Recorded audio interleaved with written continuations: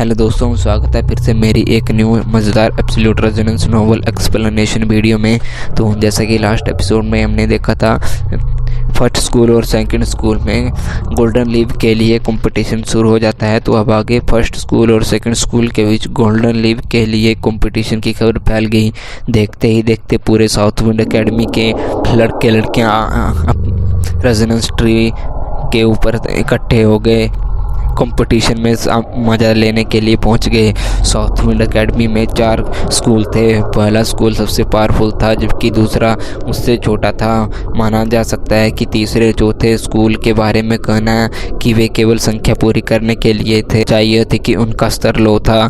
उन स्टूडेंट के लिए रेजोनेंस ट्री पावर के गोल्डन लीव पत्ते ऐसी वस्तु थे जिन्हें वे केवल देख सकते थे, छू नहीं सकते थे। फर्स्ट स्कूल और सेकंड स्कूल को आपस में लड़ते देखना ही उनके लिए पर्याप्त था। लगभग किसी को भी विश्वास नहीं था कि सेकंड स्कूल जीत सकता है। रेजोनेंस पावर के पूर्वी भाग में एक समतल क्षेत्र था जिसमें असंख्य विशाल और मजबूत ब्रांचेस आपस में लिपटी हुई थी। यह घनी बुनी हुई ब्रांचेस मिलकर 10 मीटर लंबा एक विशाल वुडन का प्लेटफॉर्म बनाती हैं। यह अक्सर स्टूडेंट के कल्टीवेशन के बाद एक दूसरे से फ्रेंडली मैचेस करने और कंपटीशन करने का स्थान होता था। ठीक इसी क्षण इससे आने वाले कंपटीशन को देखने के लिए उत्सुक लोगों से खचाखच भरे हुए थे। फर्स्ट स्कूल और सेकंड स्कूल ने स्वाभाविक रूप से मंच के पूर्व में अपनी अपनी जगह पा ली थी। दोनों स्कूल के वातावरण बिल्कुल अलग था। फर्स्ट स्कूल के छात्र खिलखिलाते हुए मुस्कुरा रहे थे और हंस रहे थे। यह स्पष्ट था कि वे इस मुकाबले को कोई खास महत्व नहीं दे रहे थे। यह स्वाभाविक था क्योंकि इस प्रतियोगिता के लिए रेजोनेंस पावर सीमाएं थी। प्रतिभा की बात करें तो 6th सील के रेजोनेंस हाई टियर के फर्स्ट स्कूल में 10 स्थान से भी कम पा सकते थे। इसका मतलब यह था कि फर्स्ट स्कूल के असली कल्टीवेटर की इसमें कोई भूमिका नहीं होगी। फर्स्ट स्कूल की तुलना में दूसरे स्कूल का माहौल बेचैनी और गुस्से से भरा हुआ था। वे भी एक ही एकेडमी से थे और उसमें अपनी स्थिति से भली भांति जानते थे। जीत की उम्मीद भी उनमें नहीं थी। सबसे महत्वपूर्ण बात यह थी कि वे केवल यही आशा कर रहे थे कि उनकी शर्मनाक हार का सामना न करना पड़े। यह सब व्यर्थ है। इस तरह की लड़ाई का क्या मतलब? दीफा किंग ने आलदल से अंगड़ाई ली। स्कूल यूनिफॉर्म में उसके खूबसूरत कर्व और भी निखर रहे थे। उसकी सहपाठियाँ सहेलियाँ भी ईर्ष्या से उसे देखती रह गई, जबकि कुछ जोशीले लड़के उसे देखकर भावनाओं से उबल रहे थे। साउथवुड एकेडमी में दीफा किंग को गुणमानी लड़कियों में से एक माना जाना कोई मजाक में दिया गया खिताब नहीं था।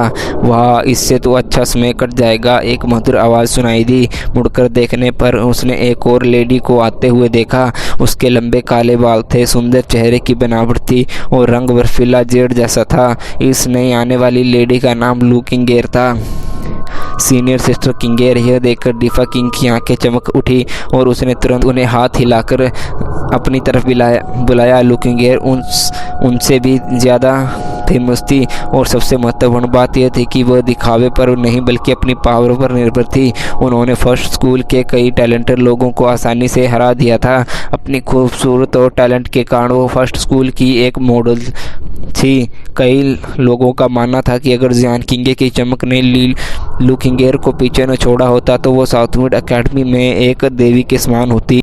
इसलिए अगर दीफा किंग की पहली नंबर की आइडल जियान किंगे थी और तो दूसरी लू किंगेर दूसरे स्थान पर थी। ये दोनों देवियां साउथवुड एकेडमी की सबसे असाधारण ब्यूटी थी। जब वे एक साथ बैठी तो उन्हें देखने वाले हर लड़के के लिए एक ऐसा दृश्य बन गया। धीरे धीरे लोग उनके चारों ओर इकट्ठा होने लगे। क्या सीनियर सिस्टर किंगेर सामान्यतः ऐसे मामलों में भाग लेने की कृपा नहीं करती? दीफा किंग ने उत्सुकता से पूछा। हल्की सी मुस्कान के साथ लू किंगेर ने जवाब दिया, मैं तो बस यूं ही देखने आई हूँ। उसकी खूबसूरत आंखें सेकंड स्कूल की ओर टिकी हुई थी। फिर उसने आगे कहा, आपने बताया था कि सेकंड स्कूल 3 लोगों को लड़ने के लिए भेजने वाला है। दीफा किंग ने उत्तर दिया, सेकंड स्कूल में केवल जाओ कुओ युआन क्यू ही हैं जो 6 सील तक पहुंचे हैं और वे भी अभी उस स्तर तक पहुंचे हैं। तो तीसरा कौन है? लू किंगेर ने पूछा।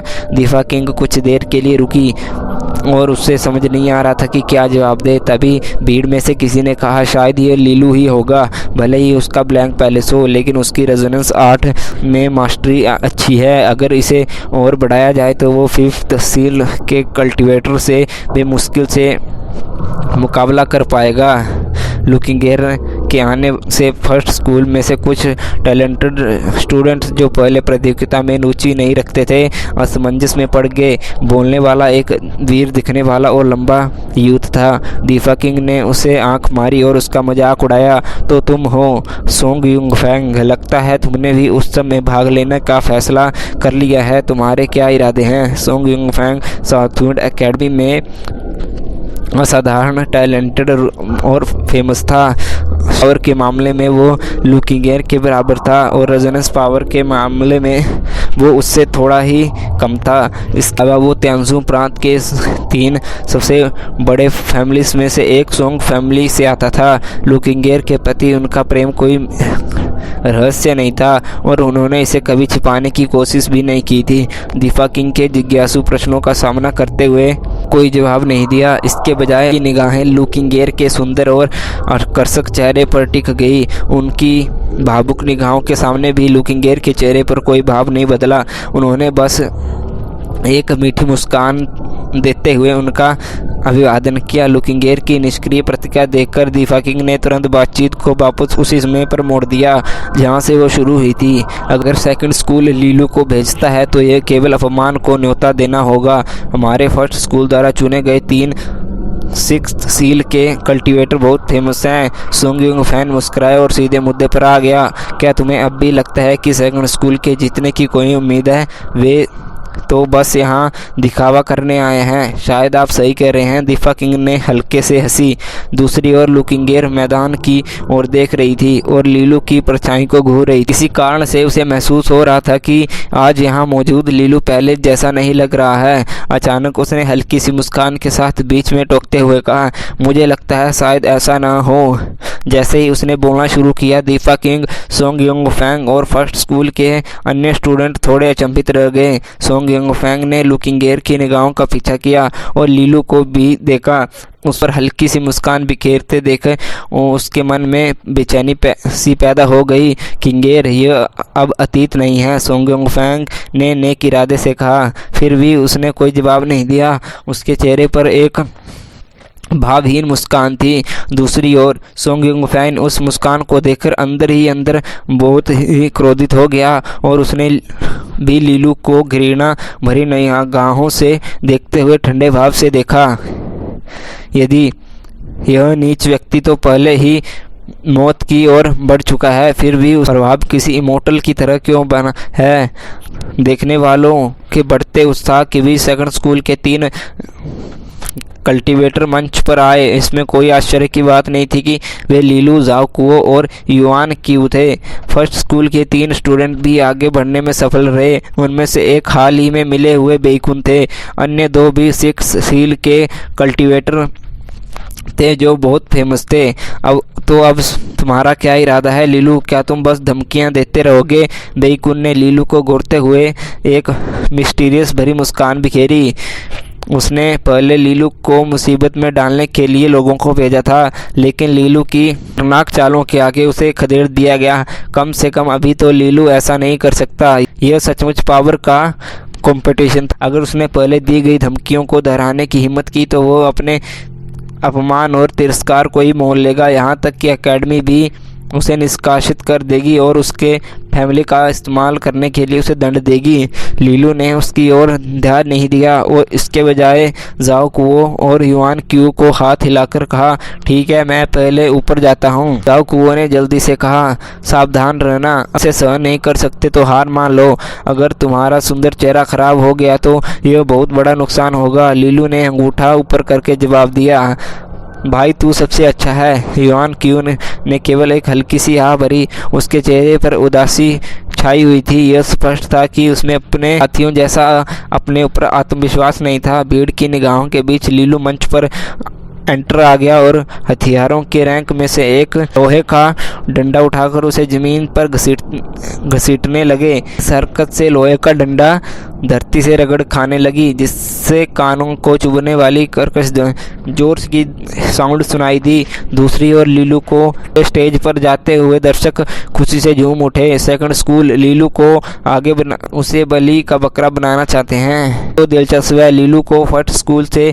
निकाल दिया गया था और अब वो उनसे लड़ने जा रहा था। अगर वो जीत जाता तो ये देखना वाकई दिलचस्प होगा। तुम किस बात का सपना देख रहे हो? वो तो जन्मजात ही कमज़ोर है, भले ही उसके पास अद्भुत रेजोनेंस मास्टरी हो, फिर भी वो सिक्स सील के किसी व्यक्ति को कैसे हरा सकता है? हाँ, मैं तो बस मजाक कर रहा था। मैं माहौल को खुशनाम बनाने की कोशिश कर रहा था। लीलू के आने से दर्शकों के बीच काफ़ी दिलचस्पी और चर्चा को जन्म दिया। वो साउथविंड एकेडमी में एक तरह से फेमस भी था। सबसे महत्वपूर्ण बात यह थी कि अफवाह फैल गई थी कि जियान किंग पिछले हफ्ते साउथविंड सिटी में लौट आई थी और उसे स्कूल लेने भी गई थी। इस हरकत ने आसपास के सभी लोगों को जलन और घृणा को जन्म दिया। इसी बात का ध्यान रखते हुए हर कोई उम्मीद कर रहा था कि लीलू को करारी हार मिले। बेईकुन ने अपनी बाहें मोड़ी हुई थी और लीलू को घूरते हुए देखते हुए उसकी आंखों में शरारत भरी चमक थी। इसके बाद वह मुड़ा, अपने पीछे खड़े दो से एक को बोला, लियू यान, थोड़ा मजाक करो। हालांकि वो सचमुच लीलू से मुकाबला करना चाहता था, लेकिन उसे लगा कि यह प्लेटफॉर्म इतना बड़ा नहीं है, इसलिए वो चाहता था कि वो बाकी लोग उत्साह बढ़ाए। लियू यान नाम का यूथ लंबा और हट्टा-कट्टा था। बेईकुन की बातों से वो उसे थोड़ी निराशा हुई। यहाँ बड़ी संख्या में लोग मौजूद थे और वो अपनी टैलेंट का सही प्रदर्शन करना चाहता था। इसके बजाय उसे तोप के चारे की तरह मामूली लोगों को संभालने के लिए भेजा जा रहा था। सचमुच अपमान की बात थी। बेईकुन ने उसकी असंतुष्टि को भांपते हुए से कहा, अगर तुम उसे एक दो चालों में ही हरा देते हो तो क्या तुम्हें अगले से मुकाबला नहीं कर सकते हो? अगर तुम्हें पर्याप्त साहस है तो शायद तुम तीनों को ही आसानी से हरा सकते हो। यह सच है। लियू यान ने सिर हिलाया। वो भी उसी सहजता से मंच पर चढ़ गया और रास्ते में एक का स्पेयर उठा लिया। लीलू, मुझ पर दया करो, उसने मजाक में कहा। लीलू ने अपनी लोहे का डंडा मजबूती से पकड़ा। उसके चेहरे पर कोई भाव नहीं बदला और वो उसका सामना करता रहा। ठीक उसी क्षण प्लेटफॉर्म के काफ़ी ऊपर बूढ़े डीन ने सिर हिलाया। जू सान्यू और लिन फेंग ने संकेत देखा और दोनों ने कहा, शुरू करो। जैसे ही ये शब्द गूंजे, लियू यान और लीलू एक दूसरे की ओर दौड़ पड़े। जब वे एक दूसरे के करीब आ रहे थे तो लियू यान ने सामने वाली परछाई को घूरते हुए जोर से हंस दिया। तुम्हारी गति बैंग। जैसे ही वो कुछ बोलने वही वाला था, उसके सामने खड़ा लीलू ने अपनी फुर्ती से पैर हिलाए। उसके पैर की उंगलियां अचानक ज़मीन पर जोर से पड़ी और उसका पूरा शरीर छील की तरह हवा में उछल गया। पलक झपकते ही उसके पीछे धूल का बादल छा गया। लियू यान की हंसी अभी उसके मुंह से निकली भी नहीं थी कि लीलू ने तेजी से एक चाल चल दी और उसके सामने प्रकट हो गया। लेकिन उसके सामने केवल लीलू ही नहीं प्रकट हुआ था, बल्कि उसका लोहे का डंडा हवा को चीरता हुआ जोर से तेजी से उसकी ओर बढ़ता हुआ दिखाई दिया। लियू यांग के पास रिएक्ट करने का लगभग कोई समय नहीं था, लेकिन रनिंग के दौरान के बल पर उसने कुछ रेजोनेंस पावर को अपने बॉडी पर इकट्ठा करके अपनी चेस्ट की रक्षा की। लीलू की अचानक बड़ी गति ने सबको भयभीत कर दिया। उसके पास रेजोनेंस पावर नहीं है और परिणाम स्वरूप उसकी ताकत सीमित है, लेकिन जब तक लियू यांग अपनी रेजोनेंस पावर का उपयोग करके हमलों को बचाव करता रहता है, तब तक वो पलटवार कर लीलू को उसके कार्यों का खामियाजा भुगतने पर मजबूर कर देगा। जब लियू यांग इस बारे में सोच ही रहा था, तब एक पाइथन के समान दिखने वाला लोहे का डंडा उसके सीने पर जोर से टकरा गया। बैंग। जब वो धीमी सी धमक गुजी तो लियू यांग की छाती में असहनीय दर्द की लहर दौड़ गई। उसी क्षण उसके भीतर का उबाल पड़ा, क्योंकि लीलू के प्रहार से उसकी छाती में प्रभावित हो रही रेजोनेंस पावर चकनाचूर हो गई थी। इसके बाद वो हवा में उछलकर मंच से बुरी तरह गिर पड़ा और ज़मीन पर अपने पीछे एक निशान छोड़ दिया। भीड़ एकदम शांत हो गई, क्योंकि हर कोई यह समझने की कोशिश कर रहा था कि अभी अभी क्या हुआ है। उसके तुरंत बाद सभी की ओर से उत्साह के जयकारे सुनाई देने लगे। फर्स्ट स्कूल के छात्र दर्द से कराते हुए लियू यांग को खाली निगाहों से घूर रहे थे, जिसे पिनबॉल की तरह मंच से बाहर फेंक दिया गया था। वे पूरी तरह से हैरान थे। आखिर हुआ क्या था? लीलू को क्यों नहीं, बल्कि उसे ही क्यों उड़ाकर फेंका गया था? उसमें से कुछ तो अपनी आंखों पर संदेह भी करते हुए मंच की ओर देखने लगे। दूसरी ओर लीलू उसी पोज में खड़ा था। उसने लियू यांग पर अटैक किया था और नीचे खड़े लियू यांग को बड़े ही सलीके से देख रहा था। वो उस समय उतना शांत और संयमित लग रहा था कि उसके शर्मिंदा के चेहरे पर भी श्रद्धा का भाव था। तुम क्या कहने वाले थे? मेरी गति के बारे में? क्या? वुडन के प्लेटफॉर्म पर लोगों के जनसमूह से घिरा हुआ था। अचानक पूरा माहौल सन्नाटे में डूब गया। हर कोई चौंक गया। सबकी आंखें फटी की फटी रह गई और मुंह खुला का खुला रह गया, क्योंकि लियू यांग हवा में उड़कर बाहर गिर गया। यह अंत सभी की उम्मीदों से बेहतर था। क्या सिक्स सील के लियू यांग को लीलू ने मक्खी की तरह भगा दिया था? यह कैसे संभव हो सकता है? कुछ ही पलों के लिए सन्नाटा जमा रहा। फिर पूरी भीड़ नए उत्साह से एक बार फिर झूम उठी। क्या हुआ? लियू यांग को एक ही बार में कैसे हराया गया? यह ठीक नहीं लगता है। लियू यांग सिक्स सील कल्टीवेटर है। भले ही वो समय पर रिएक्ट न कर पाए हो, उसकी रेजोनेंस पावर ने उसकी रक्षा की होगी। लीलू उसे कैसे हरा सकता है? क्या लियू यांग मैच फिक्स कर सकता है? तो नहीं लगता कि अगर वो हमें धोखा देना चाहता है तो ये बहुत बड़ा चढ़ाकर और बनावटी लग रहा है। फर्स्ट स्कूल की ओर देखते हुए दीपा किंग का छोटा लाल मुंह भी खुला का खुला रह गया। उसके मन में एक सवाल उठा। फिर उसने भौहें चढ़ाकर कहा, वो मूर्ख लियू यांग क्या कर रहा था? क्या वो बहुत कमजोर प्रदर्शन दिखा नहीं रहा था? सोंग युंगफैंग भी गहरी सोच में डूबा हुआ था। उसने शांत भाव से उत्तर दिया, उसने अपने एनिमी को कम आंका होगा, इसलिए उसने अपनी रेजोनेंस पावर को बाहर निकालने का समय भी नहीं मिला। कितनी बड़ी बेवकूफ़ी है उसकी। दीपा किंग ने अपना सिर हिलाया। खैर, मुझे डर है कि अगली बार लीलू इतना खुशकिस्मत नहीं होगा। लू किंगेर प्लेटफॉर्म पर लोहे का डंडा पकड़े उस लंबे और दुबले पतले लड़के को देखती रही। वो मानो सम्मोहन में थी, क्योंकि उसे फर्स्ट स्कूल के उस समय की धुंधली सी यादें याद आ रही थी, जब इस लड़के की वीर ऊर्जा ने उसे झंझोर दिया था। उसकी साधारण रेजोनेंस आर्ट का उस मजाक उड़ाया था, फिर भी उसने उसे सिखाया था। एक बार लुकिंगेर ने धीरे से कहा, मुझे डर है कि वो जीतता ही रहेगा।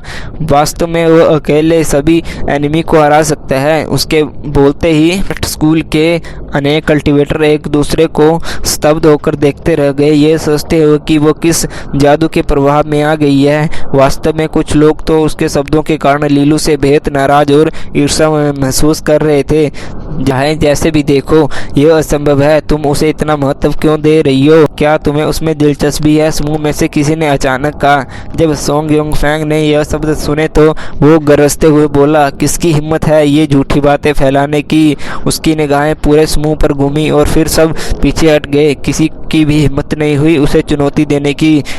इसके बाद उसने अपनी पूरी तरह से बेपरवाह लू किंगेर की ओर मुड़कर देखा और उदासीनता से कहा, किंगेर, वो ऐसा नहीं कर सकता। लीलू, यह तो बहुत ही शानदार था। फर्स्ट स्कूल के स्टूडेंट अभी भी सदमे में थे। तभी जाओ कुओ के उत्साह से चिल्लाते हुए सबसे पहले अपनी खुशी जाहिर की। सेकंड स्कूल के स्टूडेंट भी जश्न मनाते हुए थोड़े उत्साहित दिखाई दिए। चाहे लियू यांग ने लीलू को कम आंका हो या नहीं, इससे कोई फर्क नहीं पड़ता। सेकंड स्कूल ने पहला मैच जीत लिया था। आसपास के शोर से लियू यांग का चेहरा पीला पड़ गया और दर्द से कराहते वो उठ बैठा और भरे शब्द बुदबुदाए, यह मेरी गलती थी और मैंने उसके हमलों से बचने की कोशिश नहीं की। लेकिन किसी ने भी उसकी बात पर ध्यान नहीं दिया। बेवकूफ़। सेकंड स्कूल के स्टूडेंट की जयकार सुनकर बेईकुन का चेहरा गुस्से से लाल हो गया। उसने ज़मीन पर पड़े पीले और बेजान से दिखने वाले लियू यांग को घूरते हुए अपने बगल वाले को कत में आने का आदेश दिया। अब तुम्हारी बारी है लूताई, सावधान रहना और लापरवाही मत करना, हम हार नहीं सकते। लूताई नाम का वो लड़का दुबला पतला था, लेकिन उसमें चतुराई झलकती थी।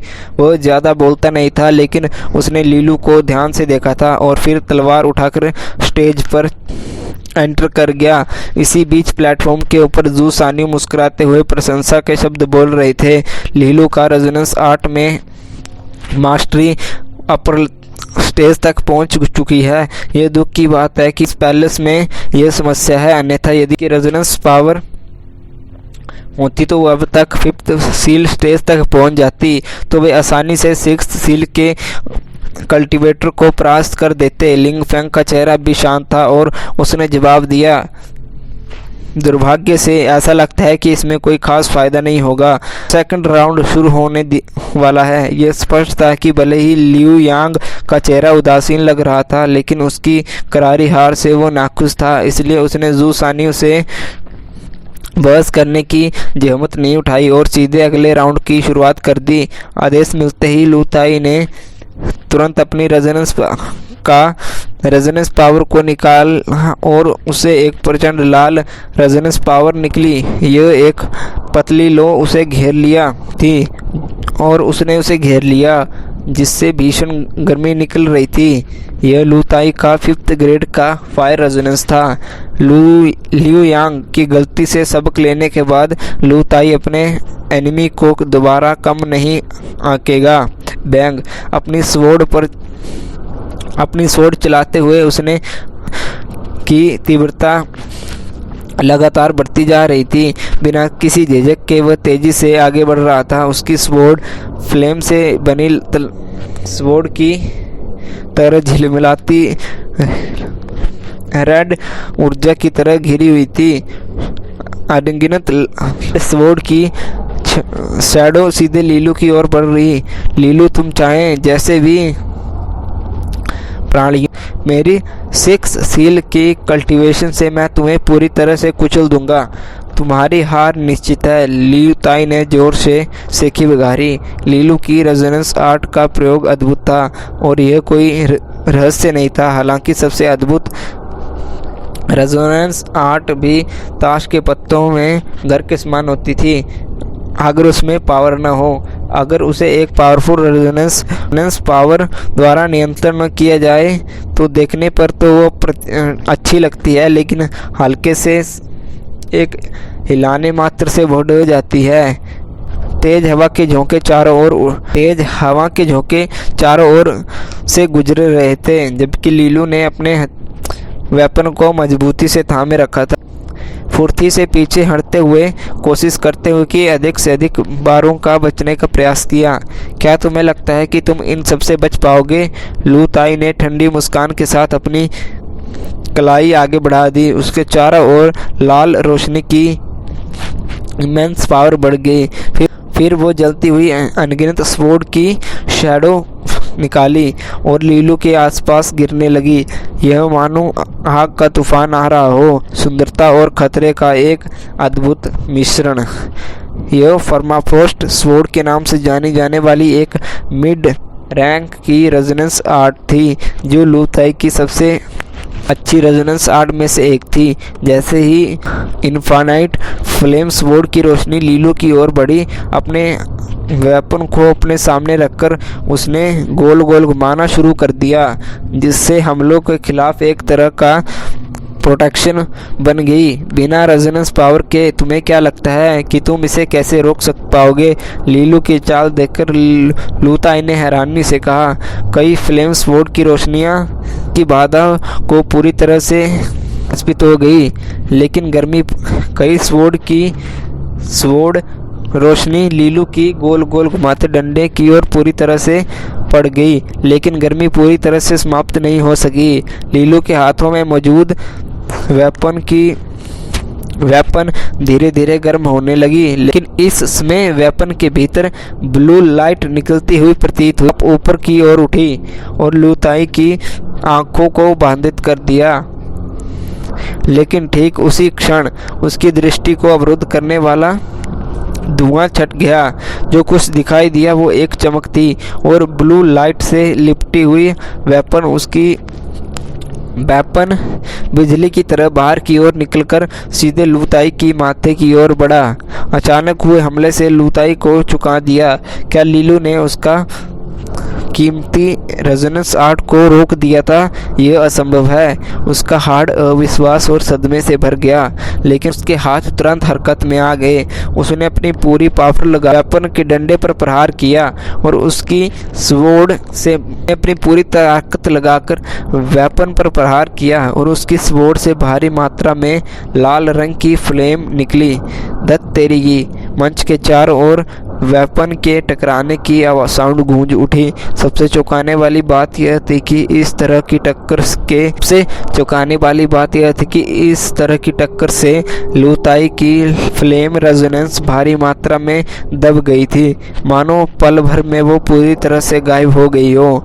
बैंग! स्वॉर्ड टेम्परेचर अचानक हुए भारी बदलाव के कारण टूट गई। उसके टुकड़े चारों ओर बिखर गए। ब्लू लाइट से ढकी वो छड़ी लीलू ताई के माथे को छूती ही थम गई।